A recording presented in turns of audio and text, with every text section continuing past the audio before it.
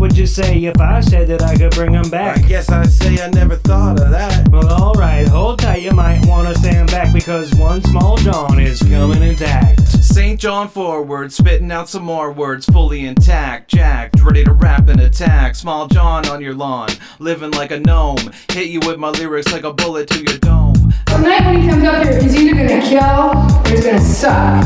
But there's no in between for Mr. John Forward.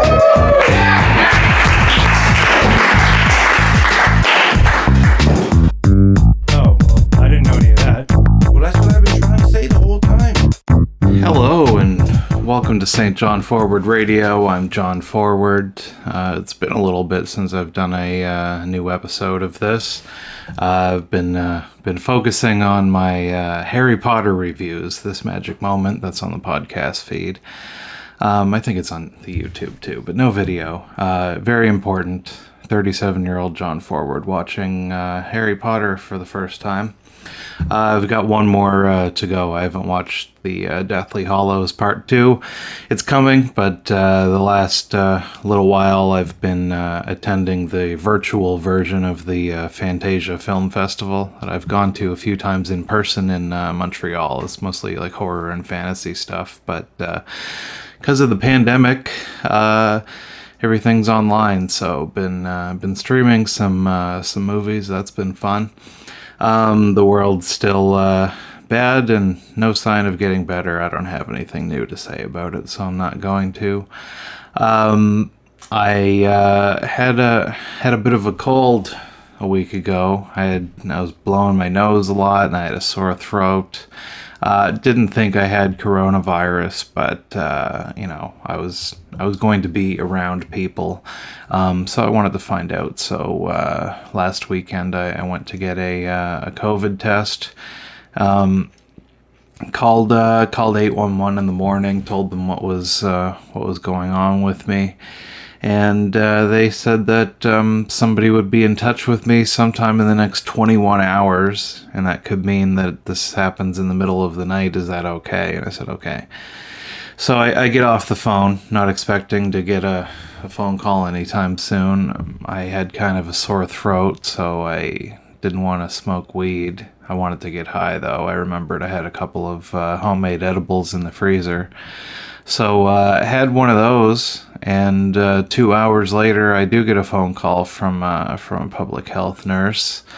Explained what was going on, and they said, well, you can come right down to the testing site right now if you want. And I thought, okay. And the edible was starting to kick in, so asked me to drive me down, and pulled into the little tent. And getting a COVID test is a deeply unpleasant situation. You should still get it if you're worried that you have it. You don't want to spread it around, but they shove a cotton swab like way up your nose, and just deeply unpleasant. I think everybody could tell how in distress that I was. May reached over to hold my hand like I was a little kid. It was appreciated. I think I needed it.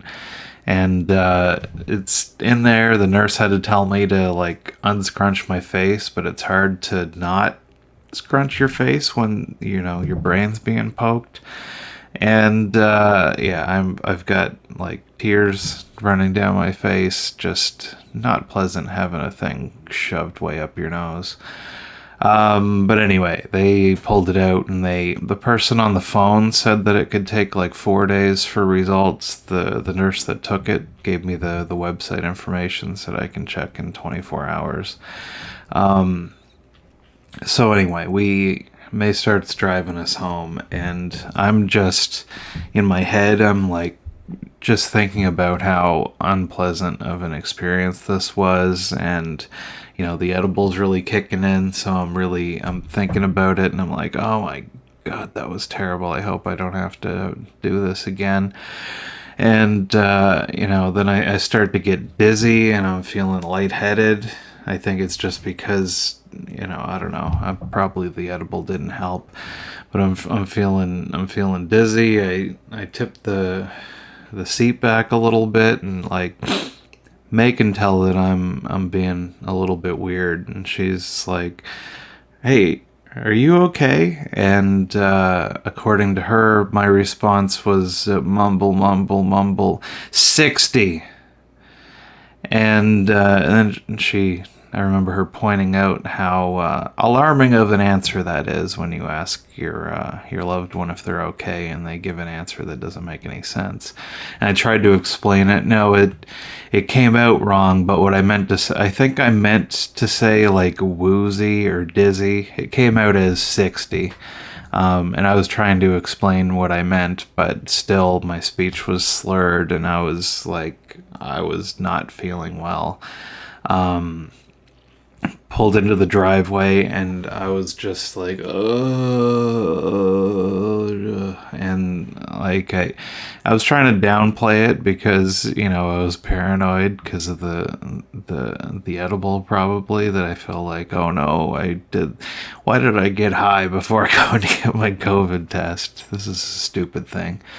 And I wasn't sure if I was going to be able to stand up. We pulled into the driveway here at the house, and I got out, and like I could stand up, but it was like whoa, and like light was very bright. Like it was like you turn the contrast way up or down. I don't know. Everything just seemed very blurry, and I'm like fumbling I just want to get in the house and lay down on my couch. So I get into the house and just lay down on the couch, and May is in a bit of a panic. My mom died of a brain aneurysm, so anytime anything weird happens with me, May thinks that I'm having a brain aneurysm and I'm about to die, which, you know, who knows, maybe someday. But, you know, every time I get very occasional migraines or even just a regular headache, it sounds the alarm bells. So I seem to be having a bit of an episode, and I can't even speak English. And I laid down on the couch and asked for some fizzy water. I think she got me a strawberry bubbly, and almost immediately I felt fine again.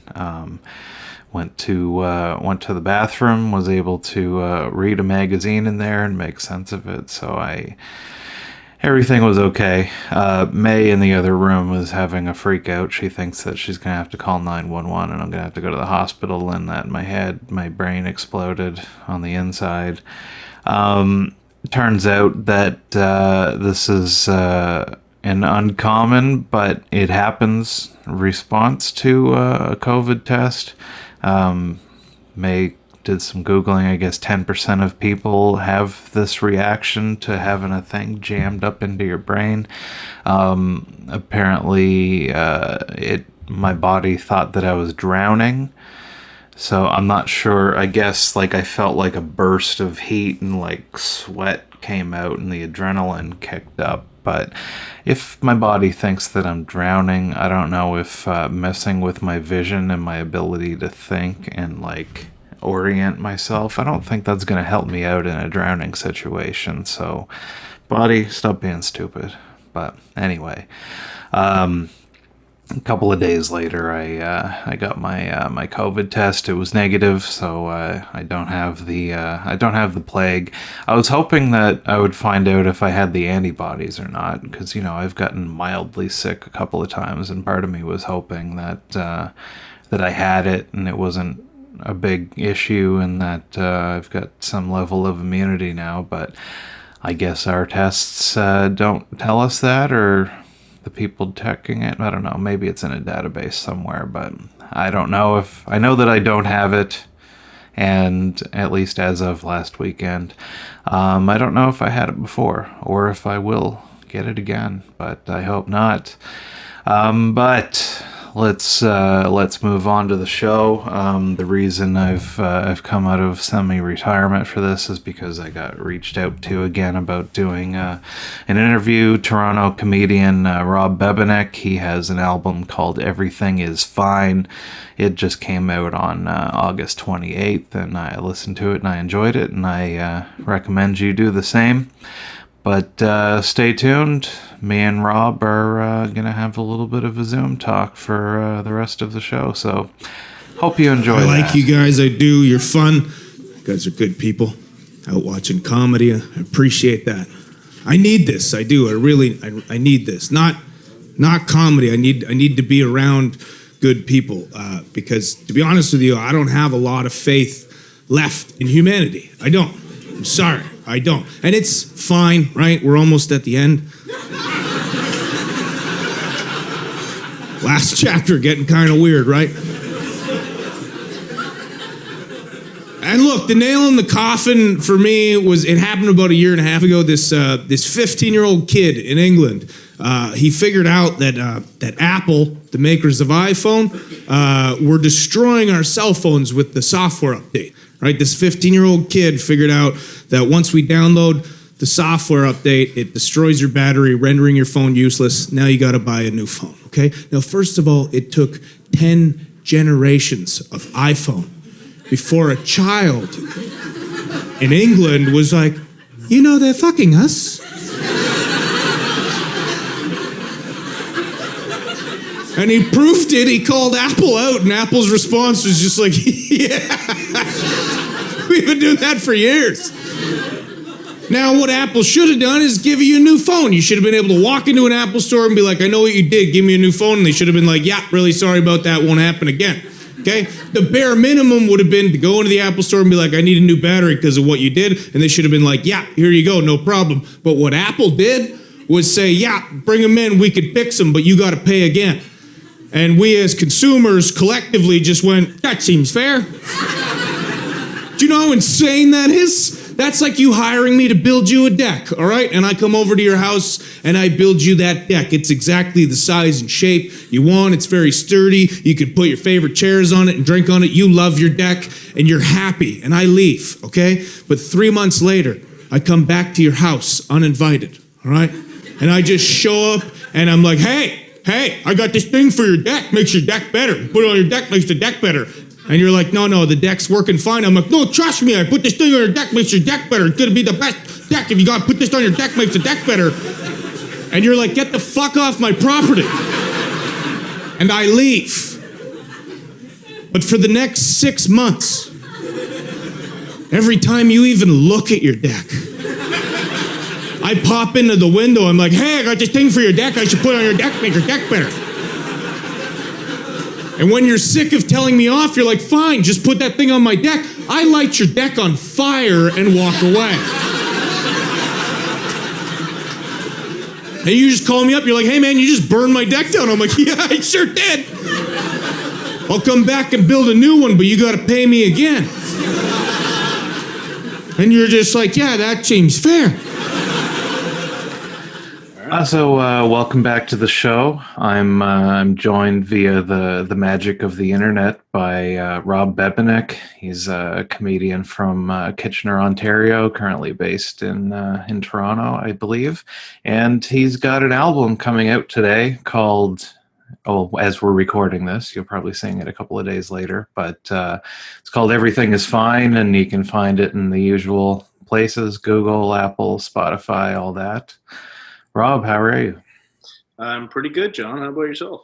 Not too bad. How's life in New Brunswick? Oh, dire as always. Aren't you good? You guys are pretty much. We're pretty good COVID-wise. Yeah, you guys are pretty. You got it under control there, which is good. Yeah, I think we're one of the more successful provinces in that regard, but that's probably more to do with that nobody wants to come here. So that's not true. Everyone loves the Maritimes. Everybody loves the Maritimes in general, but I feel like New Brunswick gets short shift a little bit. Yeah, I mean it's not as unique as Newfoundland. Yeah. And then it's not as big as Nova Scotia, and then PEI is just so cute. So I guess you guys are the forgotten maritime province, but yeah. I don't know. That doesn't make myself. I think comedians in general love the Maritimes, but it's my favorite place to play, and I'm not just saying that because because I'm talking to you. I said that on the radio in Edmonton a couple days ago. Yeah. I was like, yeah, Edmonton's great, but the Maritimes is where it's at. No, we're generally happy to be mentioned in a sentence at all. The only thing people from here, I'm from St. John, New Brunswick. If somebody accidentally says St. John's, like Newfoundland, then everybody will hate you forever.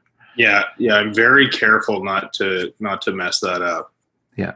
I did a show in Bebenek last year. Am I saying that right?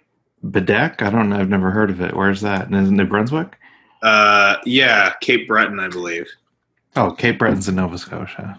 Is it? Actually, is Cape Breton its own thing? I'm really bad at geography. I think it's part of Nova Scotia. Oh, you've lost everybody already. No one's going to download your album. I thought I thought it was like right between. No, I think I've never been to Cape Breton. I think Cape Breton is like, I don't know. I'd have to look at a map. But yeah, I don't know. At any rate, great time. Yeah. I've obviously been to Moncton for the Hubcap Festival, which is phenomenal. That's always fun. I assume it's not happening this year. No, I would imagine not. We'll see. A lot could change in a couple of months. Yeah. We could be out of this in like 2 months, and we could be still dealing with it in 2 years. Who knows? Yeah, and it's the kind of thing, there isn't really a set, like when this happens, then everybody's just kind of playing it by ear. We can visit the other maritime provinces pretty freely, but everything else, it's a bit of a fuss to come through. And yeah, you guys, comedians aren't making a whole lot of money anyway, so to come and do a show for limited capacity and have to possibly self-isolate for 2 weeks, either when you get here or when you go home, is probably not worth it. Yeah, I've got something like a private gig coming up in Saskatoon. Yeah. It'll be my first time on a plane since this whole thing, so it'll be interesting. But again, it was something that was booked well before the pandemic, and then delayed a few times, and now we're gonna make it happen as best we can. So yeah, it's definitely trying times to be a comic. Yeah, are you a little worried about being on a plane? Honestly, not really. If you would ask me the same question, a month ago or 2 months ago, I would have answered, well, I just wouldn't have gone on the plane, to be honest with you. But now I just feel like there's so many precautions in place. We know a lot more about everything than we did a couple months ago. I'm far less paranoid about getting on a plane now. Yeah, it's hard to have a real sense of urgency with it here. Like there's some people that are kind of still freaking out about it, but I think that's because they're consuming like news and podcasts and stuff that are recorded in bigger cities where there are sick people around. But like in New Brunswick, we've got like a handful of people, none of them in my city, so it's hard to muster up the given a shit enough to put on a mask if I'm going out. Like I don't make a big fuss if I'm in a place that wants it to, but if I'm looking around and nobody else is wearing one, and I know like a little spit droplet's not going to blow down from Moncton and land in my mouth, so I'm not too worried about it. Yeah, there's a lot of people who have it here, but then when you start breaking down the numbers, there's really not. Like, there's even, I think Ottawa is getting more than we are here in Toronto now, and it's, there's 7 million people who live in the GTA, and there's really not that many active cases here, so it's still a cause for concern, but certainly less paranoia than a few months ago, where everyone was just straight up lockdown. Yeah. What's it look like in downtown Toronto these days? Does it look like normal or? Yeah, it's getting pretty, like when you're outside, it's pretty normal. Parks are far more littered with people than they used to be, just because people want to see people, but a lot of people here don't have any outdoor space. Like a lot of people live in condos or townhouses, and just don't have space to meet with their friends, so they're meeting up in a park. But it was a ghost town for a while. Like, I live right on like the Bloor subway line, and we were walking down Bloor Street. I don't know, like the first week of lockdown, and it was a ghost town. It was so eerily quiet in Toronto. Yeah.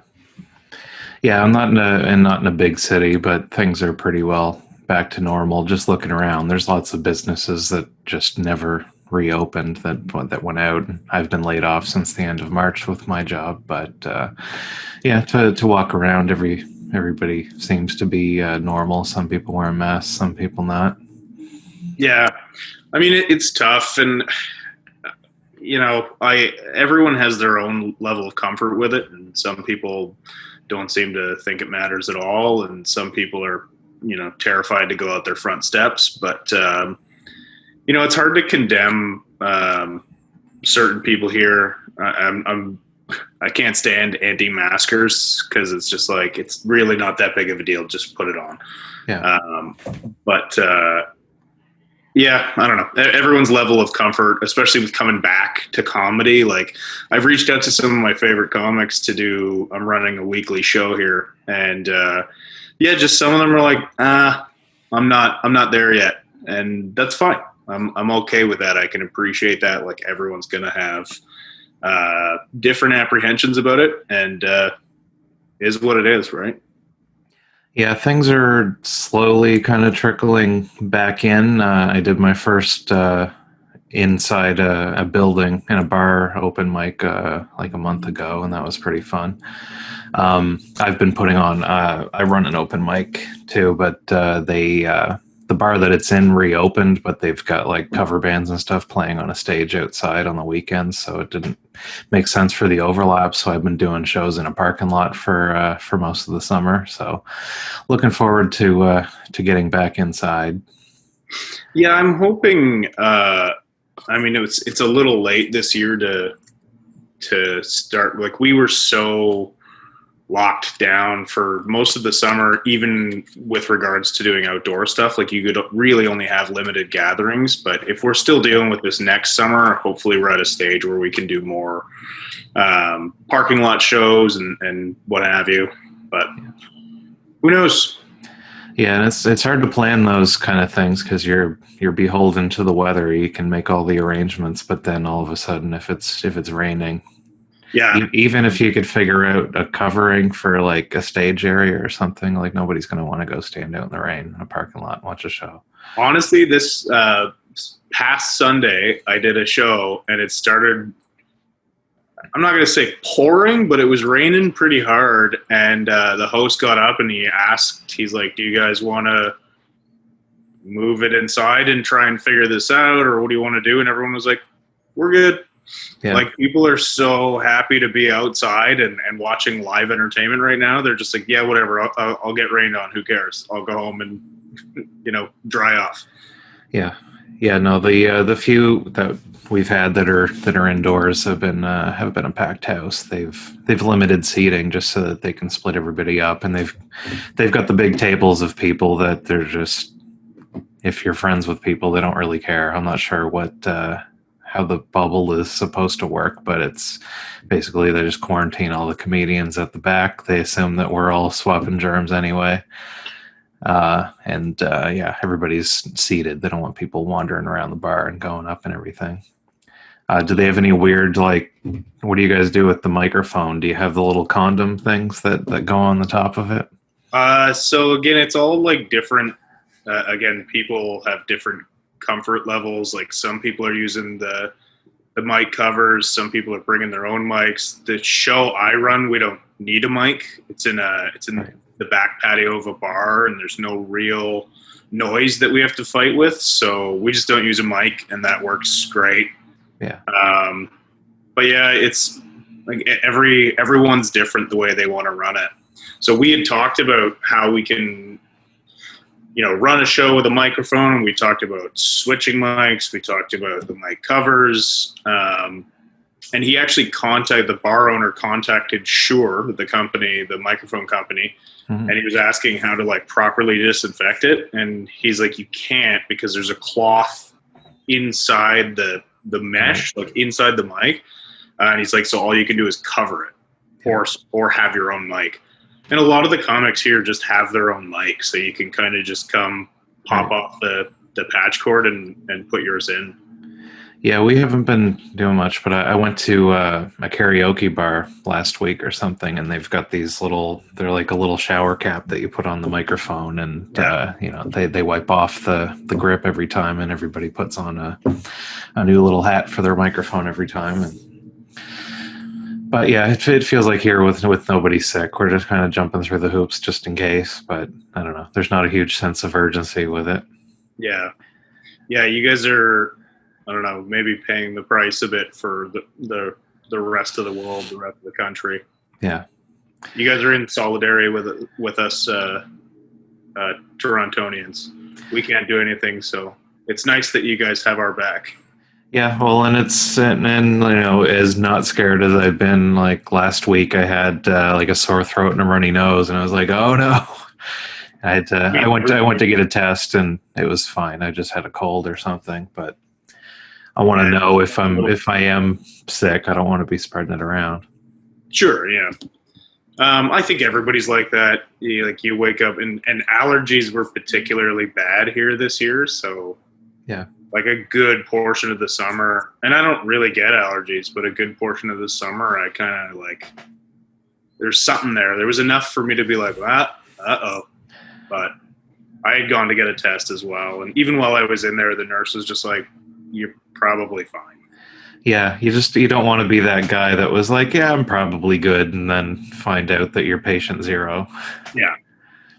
Yeah, apparently there was like, I was talking to some friends in Australia, and there was like one guy who went on this like raver run out in the east coast of Australia, and they reckon he gave it to half of the country. Yeah. This guy was just traveling through, and I forget where he had been, Spain maybe, and he was sick and just spreading it everywhere. Yeah, we had a doctor up in northern New Brunswick in Campbellton that there was an outbreak, and it was all his patients, and they found out that he had kind of popped over across the border to Quebec to pick up his daughter or something, and didn't tell anybody about it. It's gone back and forth. First, like, he was public enemy number one for a couple of weeks, but now they're saying that yes, he did that, but he didn't get out of his car, and he probably got it from one of his patients. It was just a coincidence. I'm not really sure what happened, but that did make the news here, actually. Yeah, we heard about that, but I never heard the second part where it probably wasn't originated from him. Well, now he's in the media. He's talking about suing our premier for defamation for like basically calling this guy out and saying that his behavior was unacceptable. I don't think the premier like said his name, but the internet exists, so people figured out who it was pretty quick, and he got lots of nasty messages on his Facebook. Yeah, I mean, that's sort of the world we live in now, right? You say or do the wrong thing, and somebody will try and end your existence. Yeah. How do you speaking of that, how do you see comedy going forward? It's kind of a sensitive time in the world, and comedy by its nature, I feel like, should be like poking at people a little bit, but it's not really a time that people are cool with being poked. Yeah, I think it comes down to tact and intent, and a lot of these people that are complaining about free speech and comedy are just bad comics who take a bad angle, and they just sound ignorant.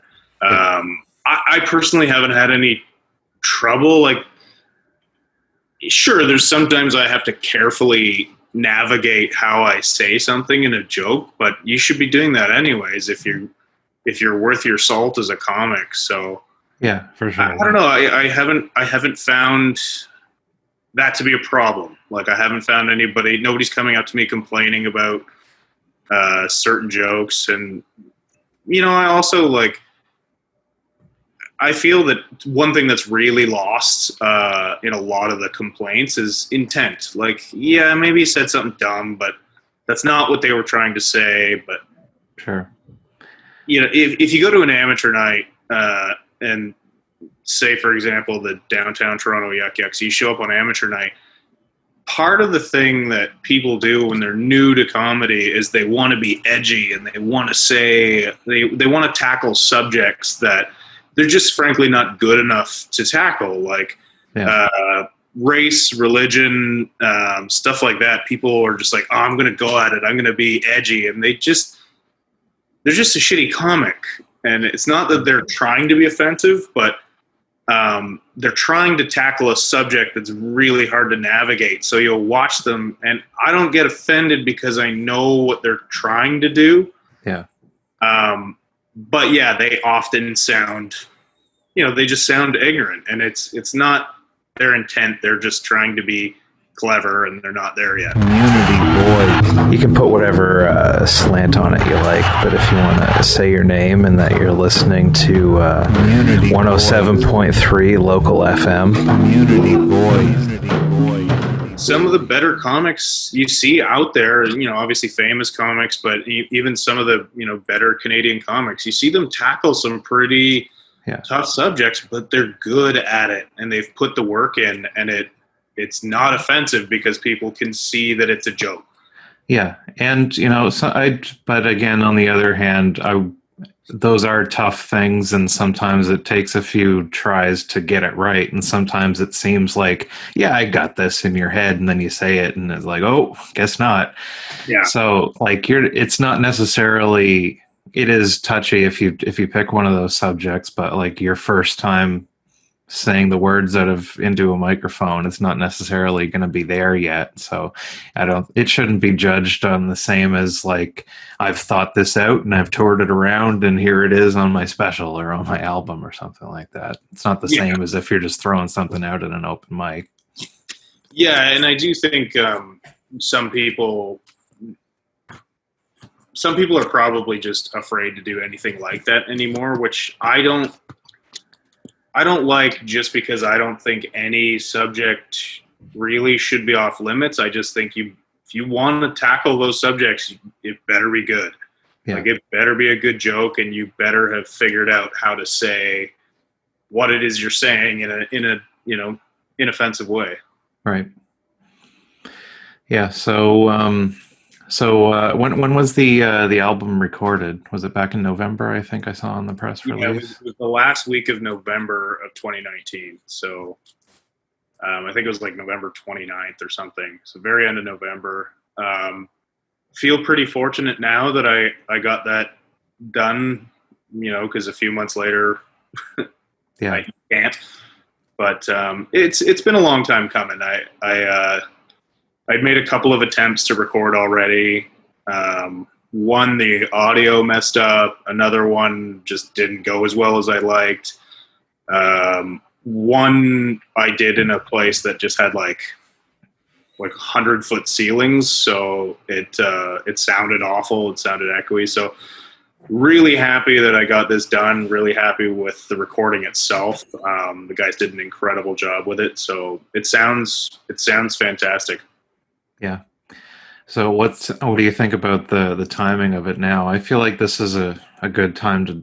There's you could have dropped it like in the middle of the quarantine when everybody's looking for something to do at home, but also like now it's kind of in between where people are still starved for the entertainment, but you're still starting to ramp up and doing shows here and there again. So it still kind of works as a promotional tool to have people come out and see you too. Right. The response already, like I've had a ton of people messaging me already today being like, oh, I'm listening to the album, it's fantastic. And just a lot of other comics and people sharing it. So that's been really nice and overwhelming. And you're right. Yeah, probably mid-pandemic would have been perfect because there was nothing going on and people were just looking for anything. But I'm happy with the response it's gotten so far. Yeah, I listened to it this morning and liked it a lot. Oh, thanks a lot. Appreciate it. That's great. So what goes into that? Like, is this your first album or first recording? So how long? Like, what's the oldest thing on it, and like the newest thing? I just picture, like, I know a band when they put out their first album, it's like a collection of like the first long time of their career and kind of a best of. Yeah, there's not too many old jokes on there.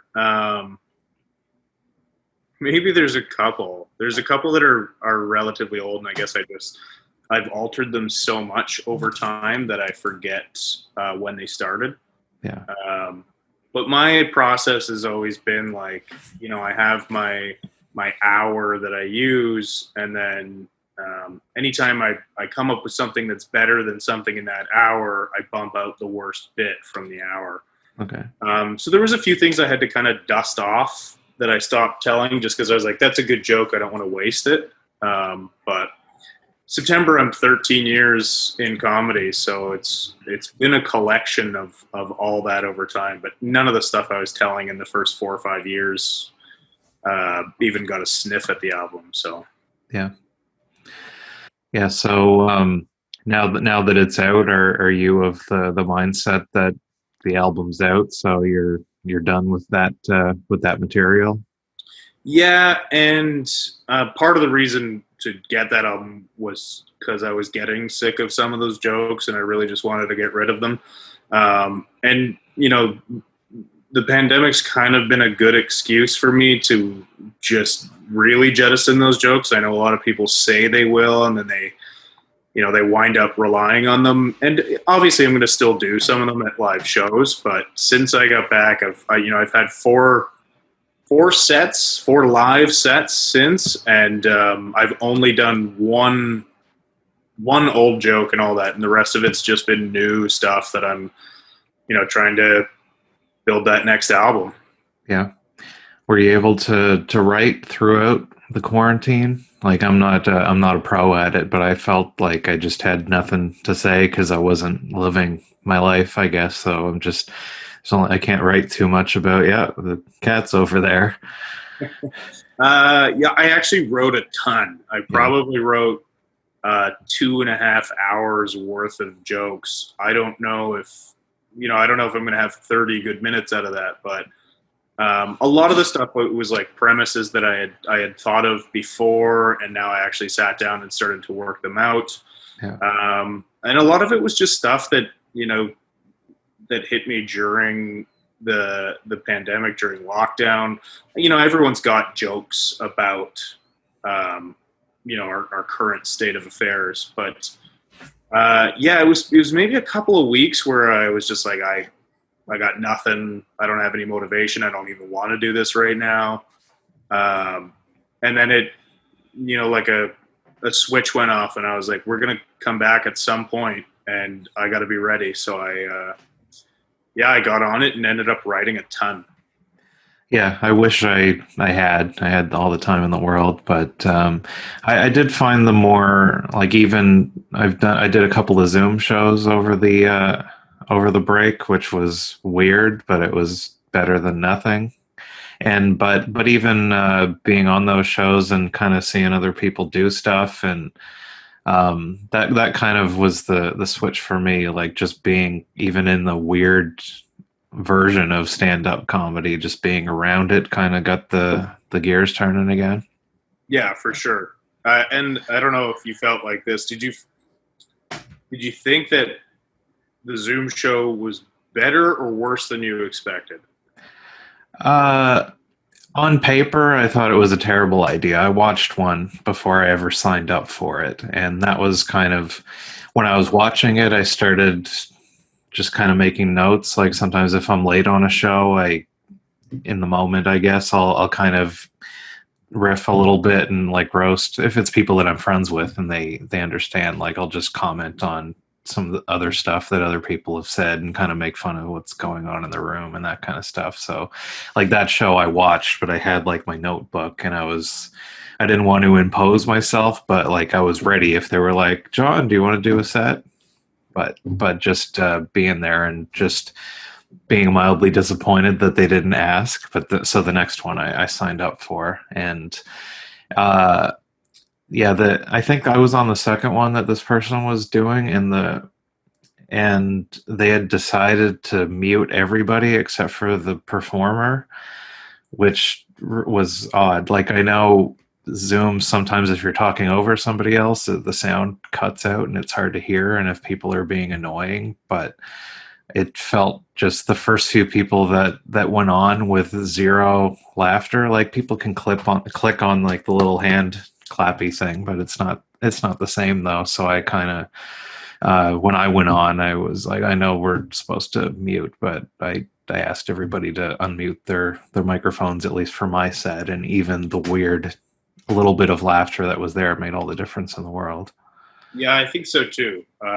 I did a big one for like 150 people, so we couldn't obviously unmute everybody. So they set up like a 16-person panel for me that I could interact with, I could hear, and that was enough for me to enjoy the set a bit because I could hear their response, and the other people were kind of just.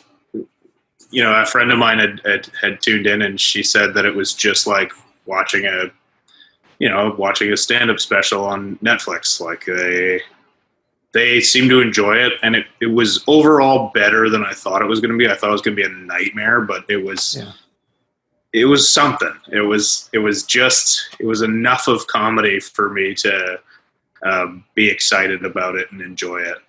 Yeah, and like as long as you've got somebody paying attention to it to mute the odd person that doesn't realize that everybody can hear them. Like on one of the ones, there was this couple that was watching it together, and like they would cut in and their video would come out and they're having a conversation with each other about whether or not they should change like the fake background because that might be distracting for the show. But in the process, we could hear them having that whole conversation.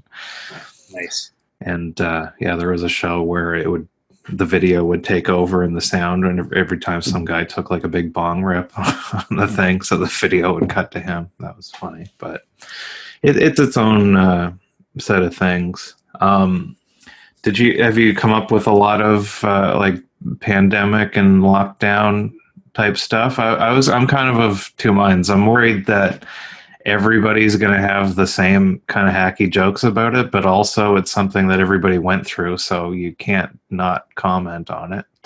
Yeah, well, I think you hit the nail on the head there. I mean, everyone's going to have their take on it, but I would feel weird not addressing it. Like going on stage right now and talking to an audience as if this isn't happening seems weird to me, but teach their own if you don't want to. I'm certainly not condemning that. But I feel I need to, and it's if I'm going to have a joke that everyone else is going to have the same premise of, I just want mine to be better. So that's all you can focus on if you're going to do a pandemic joke. And I've probably got 15, 20 minutes on it. Yeah.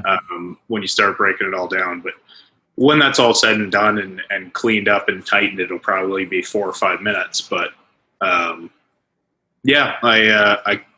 can't help but not write about it. That's what's going on right now. Yeah. Yeah. So are you somebody that like sits down and like, I am writing now, or does something come to you and then you got to kind of get it out? Yeah, it's more like something comes to me and then I'll write the idea in the notes in my phone. It's usually something that either makes me angry or makes me laugh, and then I'll write the idea down.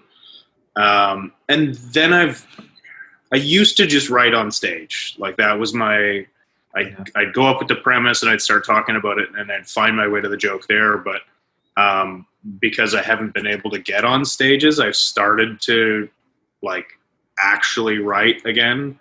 And they say like your own handwriting enhances creativity. I don't know if that's bullshit or not, but it works for me. So I have once again started to sit down and write and structure and, try and memorize it to a degree. I never want to feel robotic on stage. So even if you see me tell a joke, there's always little changes that I'm making. And it's because I don't really write things down and memorize them. Yeah.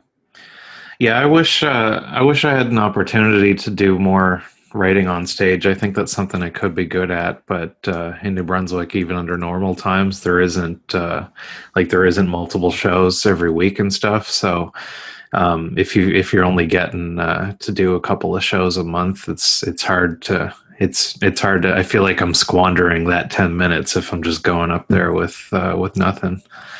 Yeah, So, I want to make the most of it, but it for sure helps in Toronto. There's just, when in normal times, there's so many rooms that you can just go figure it out. Yeah. Which we're really lucky in that regard. But you guys had a Yucks for a while? Yeah, it was about a year and a half. And then did it reopen quickly, like briefly under? No, it was supposed to reopen as Crickets, but that just never panned out. And nobody's entirely sure. There's lots of different information coming from both sides of that thing, and there's lots of weird drama around it. Nobody's really sure what happened, but yeah, that never panned out. Yeah, it had gotten so far that they had announced they were going to have an opening night where they were going to do like a comedy contest with the local amateurs, and that was supposed to, that was like 1 week. They were like, all right, it's going to be next Wednesday, but then it just never happened. I mean, I hope it reopens as something, even if it just opens as an independent, because. Yeah, well, it was bought, but it was reopened as the Public House, so it was kind of a general, it was mostly music stuff and private events that was going on for a little while. And I was talking to them. I was hoping to start doing some local comedy shows, but their sign has been replaced over the pandemic, so they may have bailed out on that. But we do have punchlines here. It's not a weekly thing. They use. Do you know Shane Ogden? He runs that.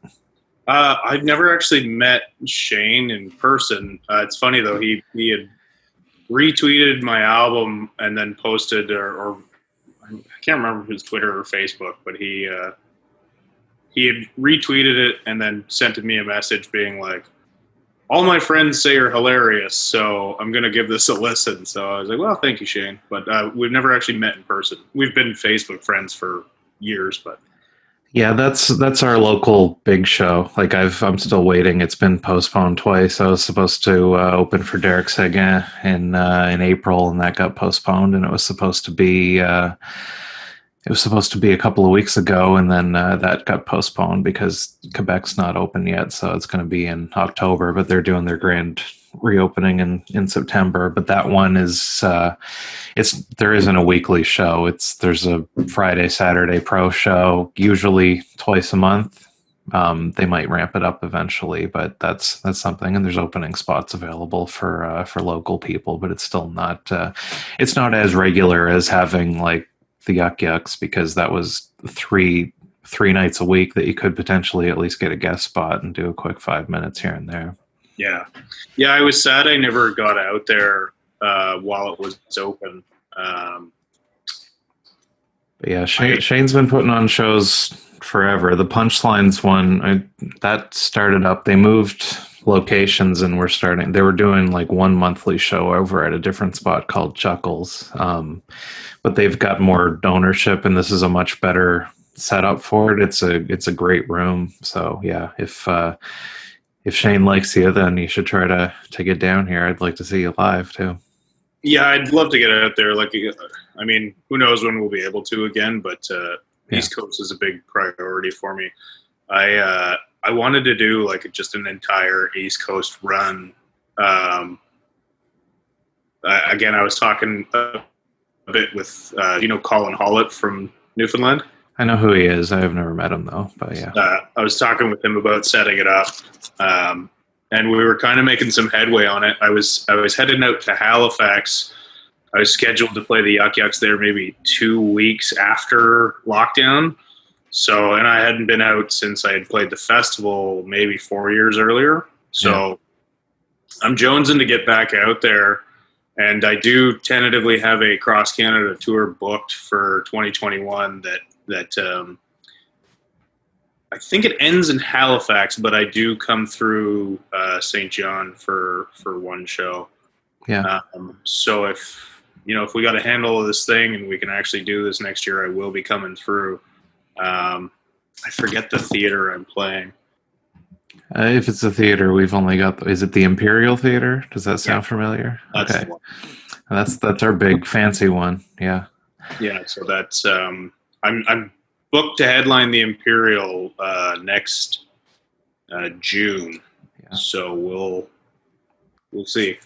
Yeah, no, that's a good venue, and the sound is really good. I think I saw Jim Jeffries play there a couple of years ago. It's a good venue. It's kind of it's an expensive room, so whoever's bankrolling this whole thing's got some money on the line. But yeah, that's one of the thing. Like even music wise, St. John, a lot of people, it's hard to get here because we've got like our big hockey arena, which is where like Seinfeld and Gaffigan will play. And then Imperial Theater is a bit smaller than that, but pretty pricey. And then like there's nothing like in between that and like bars. Yeah. Aside from like Shane's Club Punchlines now. I'm not sure what the capacity is for there, but yeah, that's... Yeah, I mean, it's difficult. Like the theater, I'm playing the Sony Center, well, formerly the Sony Center here. I think it's called Meridian Hall now. And it's a pretty big theater. I think it's like 3,400 seats. So it's going to be a massive tour whenever it happens. But we are fortunate in that we have every tier of shows. Like you can play your little hole in the wall bar gigs where there's like 20 people, and then every level right up to Sky Dome, which obviously I'm not playing that anytime soon. But we are super lucky in that regard. We have 200-person theaters, and then we have 300s and 400s, and we're really lucky in that regard. But to be honest with you, like it's the like small town mid-level theaters that are my absolute favorite to play. Like 300 or 400 seaters in even St. John is a city. Yeah. I like really small towns. Those are my favorite to play. Yeah. I've done some of those, and they're just happy that anybody has come to their town to do anything. They're very appreciative of it. And it's a riot, and they're just out to have a great time, and it's what I love most about it. Yeah, and it's as a touring comic, it's probably fun to just mix it up with the local weirdos that are at the show. We probably get some good stories. Yeah, I definitely my first time on the road, I was out west, and Brian O'Gorman warned me. He's like, "Yeah, we like party with people afterwards, but never go back and party at someone's house." Yeah, and I was like, you don't know what you're talking about, and I wound up learning my lesson the hard way. Let's put it that way. Yeah. It was a messed up night. So if you do hit the road, party, but don't go back to somebody's house, because that's when things get weird. Yeah, I did. The last time I did a guest spot at Yuck Yucks, I was talking to this couple afterwards, and then they just started talking about like all these new sex toys that she got, and I thought they were joking. They were like, "You want to come and see her try them out?" I thought they were joking, but in retrospect, I was like, "No, I think they were serious." It's a good thing that I said no. That would have been weird. Yeah, I didn't have that happen, but I don't know. The story's too long to go into the whole thing, but long and the short of it is a girl decided to break up with the guy who owned the house in front of us at like 4 a.m.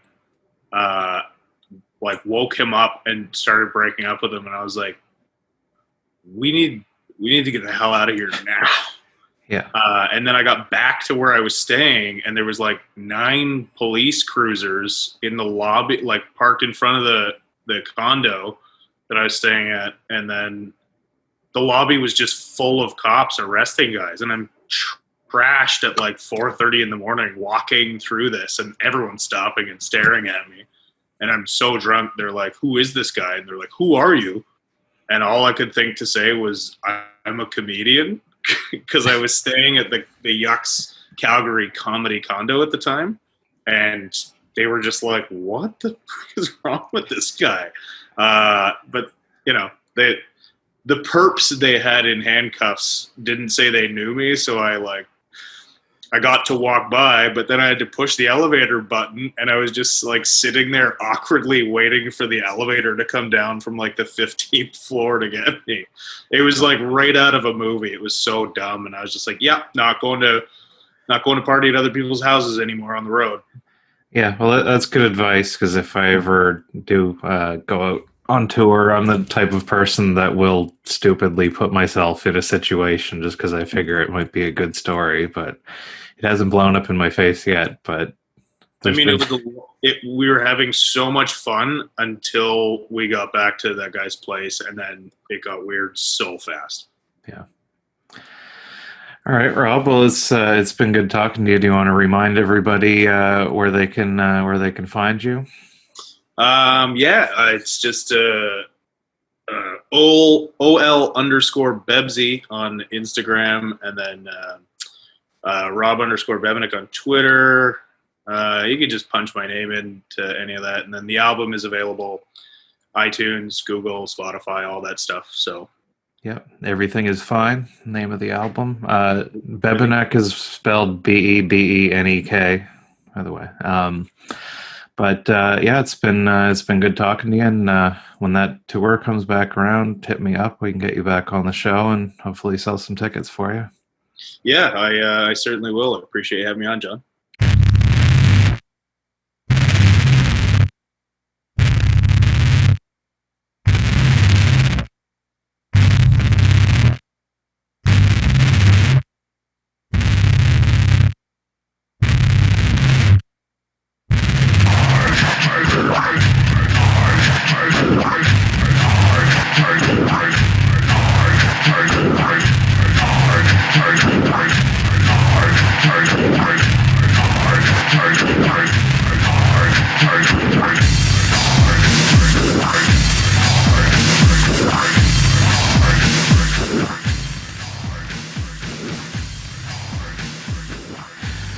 Welcome back to the show. I hope you enjoyed that conversation. Check out Rob's album, Everything is Fine, in all of the usual places. This has been St. John Forward Radio, and I don't want to end things on a sour note, but I guess I'm going to. I was hoping that No Jokes Barred would return to the indoors in September.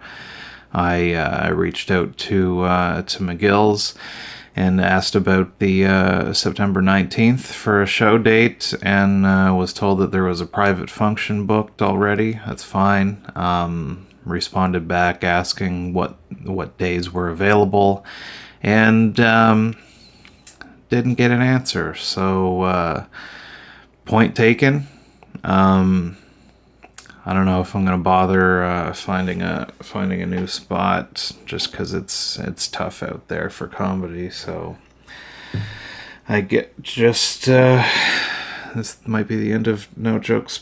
Oh, wait.